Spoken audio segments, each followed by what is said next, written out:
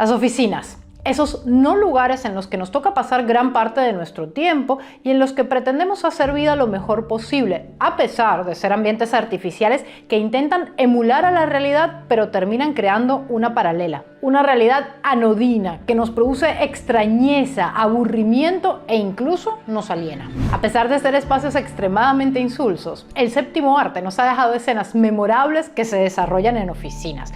Neo corriendo agachado entre cubículos en The Matrix o Craig descubriendo un pasillo secreto en Being John Malkovich son algunos de los muchos ejemplos que han redimensionado este espacio al de realidades paralelas. Sin embargo, hoy hablaré de series, no de películas, que han logrado captar con exactitud las dinámicas y emociones que suscitan las oficinas, convirtiendo estos espacios que en la vida real muchos de nosotros queremos evitar en una ambientación perfecta para historias memorables que logran combinar eventos excepcionales con la más burda rutina. Y antes de pasar a la primera, aprovecho para invitarte a suscribirte a nuestro podcast La Cruda Verdad en Podimo, porque justo en la segunda temporada hablamos de los entornos laborales psicópatas, es decir, aquellos equipos que se comportan grupalmente con rasgos psicopáticos a pesar de que sus individuos no tienen cada uno el trastorno. Al igual que tocamos muchos de los comportamientos peculiares de los seres humanos y en muy poco estrenaremos la tercera temporada que se viene fuertecita.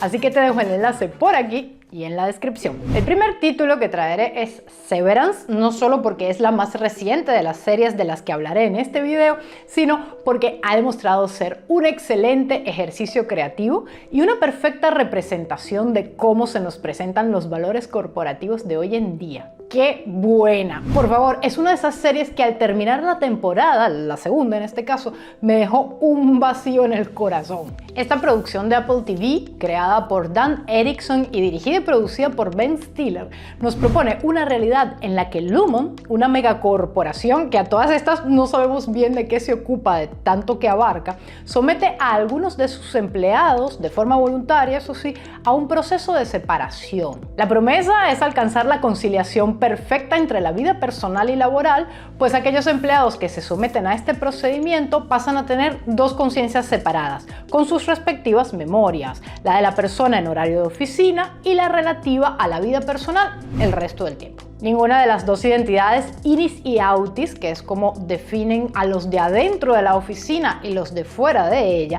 recuerda lo que ha hecho el otro. Y así no se mezclan los dos ámbitos de la vida. Pero lo que pareciera ser una solución perfecta para los Autis, que no pasan ni un solo día trabajando porque no lo recuerdan, se convierte en una pesadilla para los Inis, que solo trabajan, porque al dejar la oficina lo siguiente que viven es entrar en ella y por tanto no llegan a conocer el mundo jamás, solo la realidad de Lumon. A efectos de este video me centraré en ellos y lo que Lumon pasa a significar en sus vidas, porque Lumon es un muy buen ejemplo de toda la paja mental que nos sueltan las empresas, que tienen sus propios valores, su manera particular de recompensar o penalizar a los empleados, su lenguaje único y sus objetivos a seguir con los que se deben casar los empleados. Y en el caso de Severance me refiero a los Inis, pero gracias a que Severance es una serie que hace uso de la ciencia ficción y del absurdismo, en Lumon los valores de la empresa llegan a conformar los elementos de una verdadera secta. Un culto al líder, Kier Egan, literatura que guía el comportamiento de los Inis y que es la única fuente de información y permitida, aislamiento de su entorno, ya que ningún Ini puede comunicar con sus Autis, ni mucho menos con familia o amigos, y un sistema de premios y recompensas conformados por verdaderas formas de control mental. De esta manera, en Severance, el entorno de la oficina es prácticamente un culto, cuyos integrantes ni siquiera están allí por voluntad propia, pues son los Autis los que los metieron allí sin saber siquiera de qué va Lumon, tal cual como los miembros de una secta que son captados bajo engaño, y lo más importante de todo, que los Inis no pueden renunciar. En resumen, su trabajo los despoja de lo que los hace realmente humanos, su voluntad. Y por esto Severance es una serie tan brillante, no solo porque es muy ocurrente, entretenida y tiene una trama y unos personajes muy bien desarrollados, sino porque nos dice, las empresas en las que trabajamos nos controlan y nos anulan como individuos. A todo esto se añade que las oficinas de Lumon son desangeladas y desconcertantes. Los Inis no llegan a conocer del todo qué otros departamentos los rodean ni qué hacen. De hecho, no saben lo que hacen ellos mismos en el departamento de refinamiento de datos al que pertenecen algunos de los protagonistas de la historia. Y de esta manera, la falta de información es una forma de control más que la empresa ejerce sobre los INIs. Severance es una serie que recuerda muchísimo a los relatos del escritor checo Franz Kafka.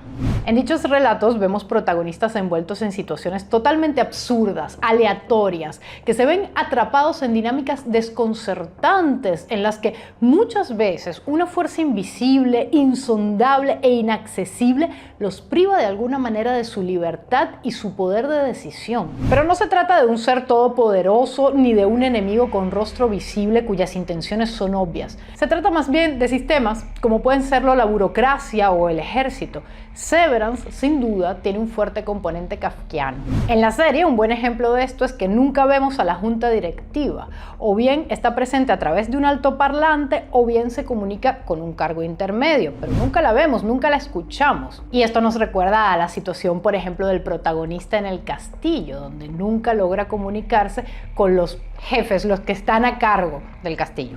En Severance son muy interesantes los personajes de los jefes con cargos intermedios como la señora Cobell o el señor Milchik, porque son personas que quieren sentirse una parte valiosa del Lumon. Pero al mismo tiempo el poco pensamiento crítico que les queda los hace dudar de que sea correcto consagrar su vida enteramente a su trabajo y a una empresa que en distintas ocasiones los ningunea a pesar de su supuesta importancia. Es decir, que ellos son un ejemplo de que aún subiendo de posiciones, un INI no aspira a nada bueno. Aunque bueno, para ser exactos, ni Cobell ni Milchik están separados, pero sí que tienen su cerebro bien lavado. Respecto a la analogía entre Lumon y una secta, si bien podría tratarse de cualquier culto, muchos espectadores, críticos y creadores de contenido han empezado a identificarla con la cienciología. Tanto la manera de comunicar con los líderes como la tecnología utilizada en la serie, así como los otros elementos que comenté que hacen que Lumon opere como una organización coercitiva, existen en cienciología y pueden establecerse tantos paralelismos que nos llevan a pensar que no se trata de una mera coincidencia. Si Severance ahonda en la oficina como una prisión y hasta como la sede de una secta, Succession, que es la otra serie que quiero abordar, esta de HBO, nos habla de la oficina como un ambiente tóxico que pone a prueba nuestra ética personal. Succession gira alrededor de Logan Roy, un magnate que montó un verdadero imperio comunicacional y que eventualmente tendrá que pasarle el mando de sus empresas a uno de sus 3 hijos, el mayor Kendall, la del medio Siobhan o el menor Roman. Y bueno, también tiene otro hijo, uno mayor de todos, Connor, de su primer matrimonio. Esta serie nos muestra las intrigas que se forman alrededor de la sucesión y las alianzas y enfrentamientos entre los hijos para hacerse con el cargo. Pero al hablar de Succession hay un elemento central en la trama que no podemos ignorar porque es el que la mueve, que el padre, Logan, padece del trastorno de la personalidad narcisista y ese trastorno determina la manera en la que trata a sus hijos y maneja su empresa.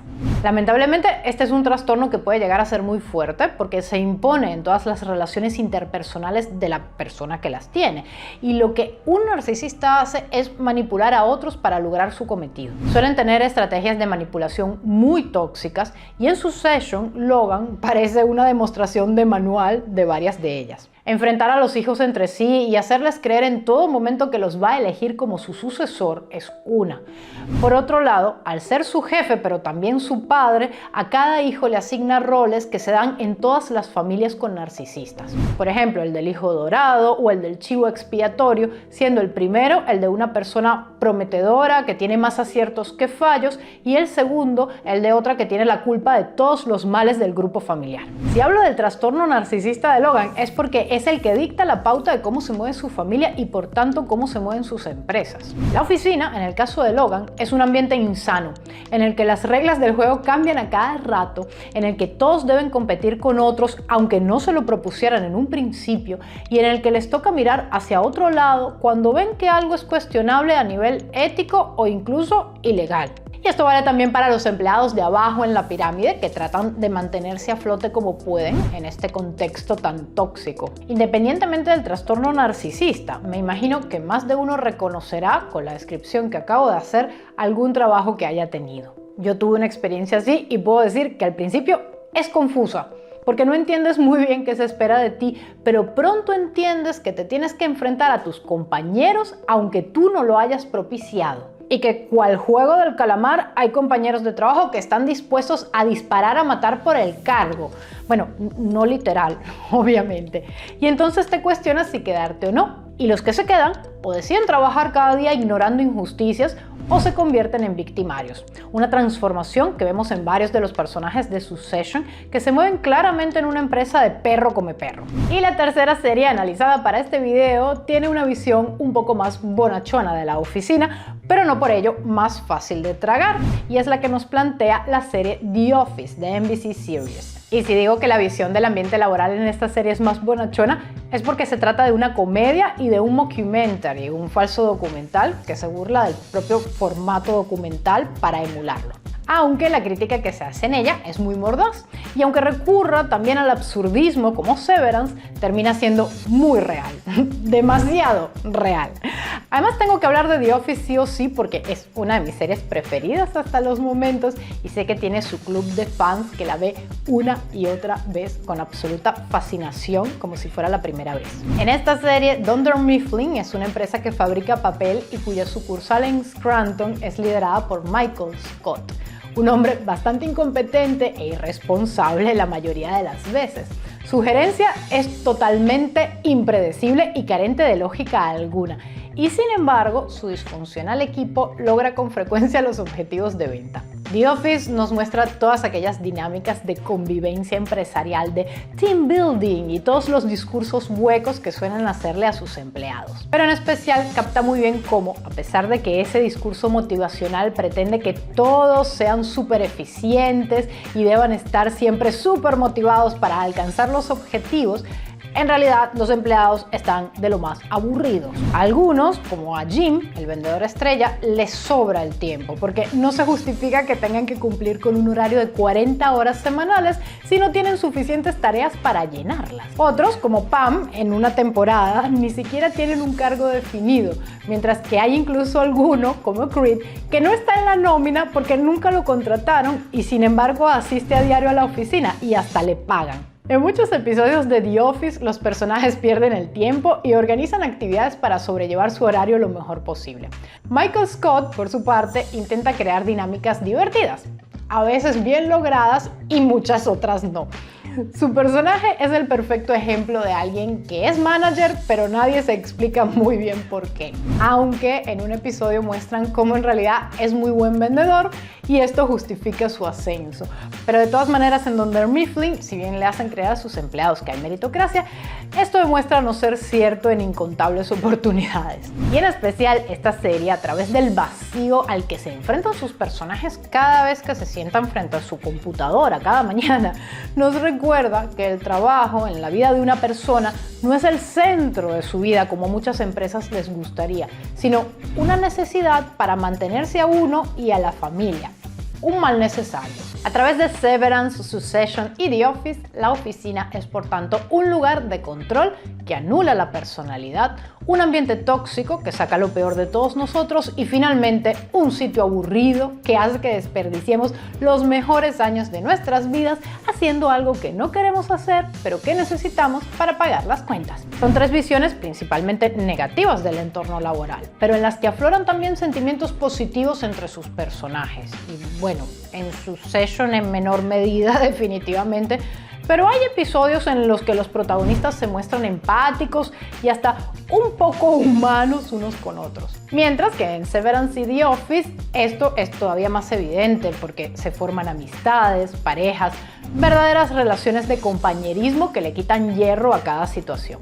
Así que prefiero cerrar con este aspecto positivo de las oficinas y que estas series plasman en mayor o menor medida, el de las relaciones humanas sanas, porque yo creo que más de uno ha conocido a alguien al que le tiene muchísimo cariño en una oficina. Yo, a mis amigos, los que hice los trabajos más aterradores, les tengo un particular aprecio por haber sido mis compañeros de prisión. Hay otras series, películas y hasta obras de teatro, musicales o libros que nos retratan diferentes aspectos de las oficinas y nos permiten hacer catarsis de nuestras propias malas experiencias. Así que aprovecho para preguntarte cuál es tu preferida. Te leo en la caja de comentarios. Te invito nuevamente a que escuches La Cruda Verdad en Podimo, enlace en la descripción, y te dejo por aquí un video en el que te recomiendo 10 comedias inteligentes que te subirán el ánimo para que olvides todo lo que te acabo de decir. Todo.